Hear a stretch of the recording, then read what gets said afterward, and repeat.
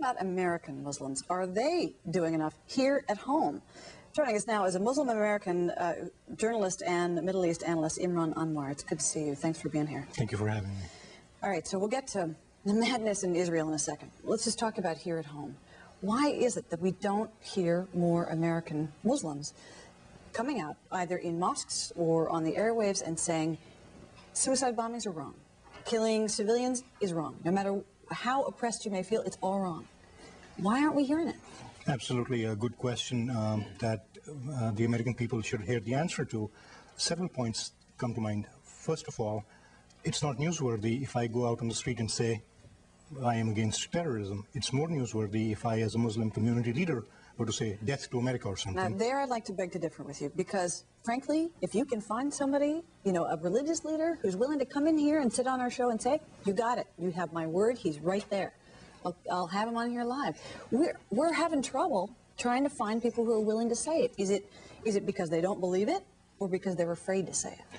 There might be a little of both, but the issue here is, again, that if you look at the press releases that have gone out, I have seen press releases from different Muslim organizations, and I have made statements myself, which will never make it into print. However, you make it into print now.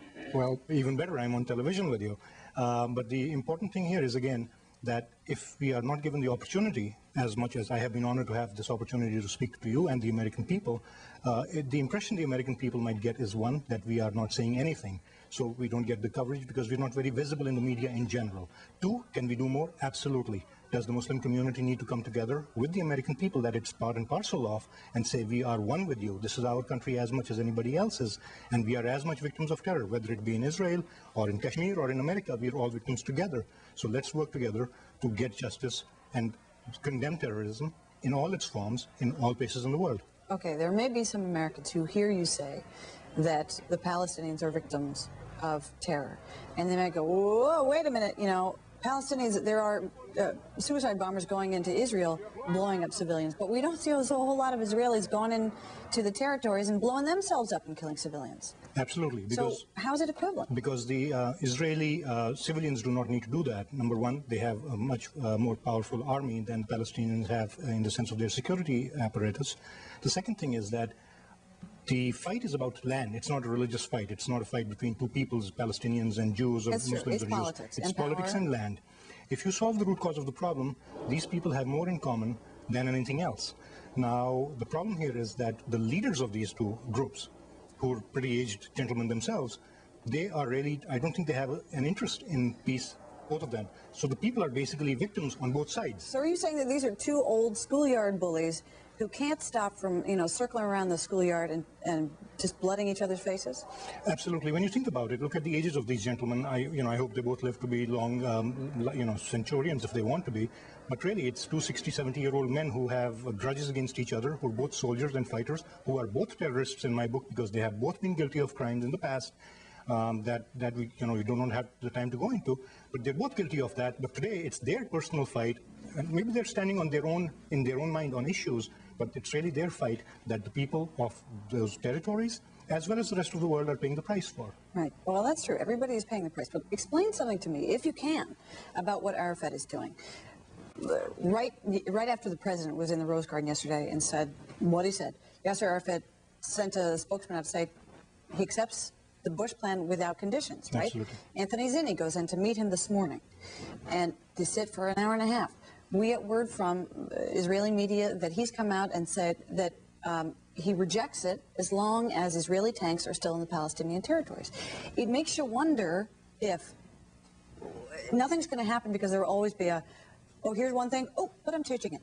And then here's another statement, but oh, well, wait, maybe not.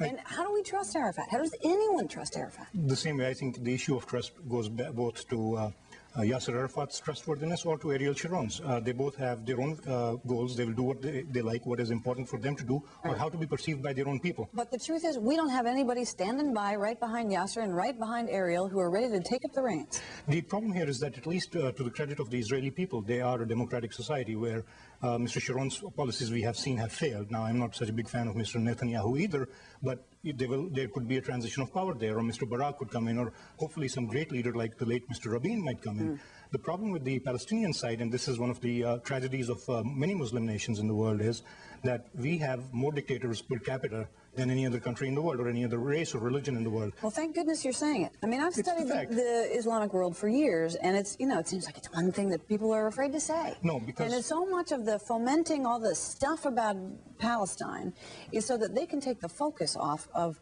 whatever lack of freedoms they have in their own countries. Absolutely, which brings up a very important thing that I've always wanted to say, is that our president is doing a great job, but when we say to the American people, they hate us for our freedom, that actually is a dangerous thing to say.